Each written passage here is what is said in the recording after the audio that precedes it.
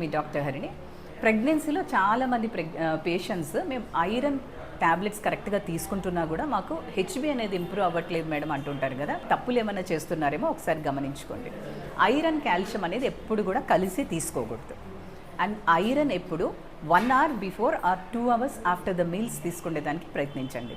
ఎందుకంటే మనం ఫుడ్లో ఉన్నటువంటి కాల్షియం కానీ, పాలిఫినాల్స్ కానీ, ఫైటేట్స్ కానీ ఐరన్ అబ్జర్ప్షన్ని తగ్గించేస్తుంది. అలాగే మనం ఐరన్ తీసుకున్న వెంటనే కొంతమంది కాఫీ తాగడము, టీ తాగడము, లేకపోతే మజ్జిగ తాగడం ఇలా చేస్తుంటారు. లేదా కడుపులో బాధ, మంట, వామిటింగ్ సెన్సేషన్ వస్తుందని కూడా యాంటాసిడ్స్ తీసుకుంటుంటారు కదా. ఇది అస్సలు తీసుకోకూడదు. అలాగే ఐరన్ అనేది మీరు సపోజ్ ఒక రోజు మర్చిపోయారనుకోండి, మరుసటి రోజు మేము డబల్ డోస్ తీసుకుంటామన్నా కూడా కుదరదు.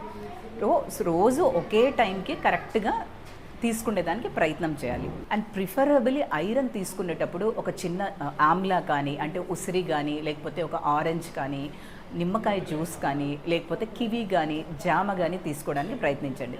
వైటమిన్ సి అనేది ఎప్పుడు కూడా ఇంక్రీజెస్ ద ఐరన్ అబ్జర్ప్షన్.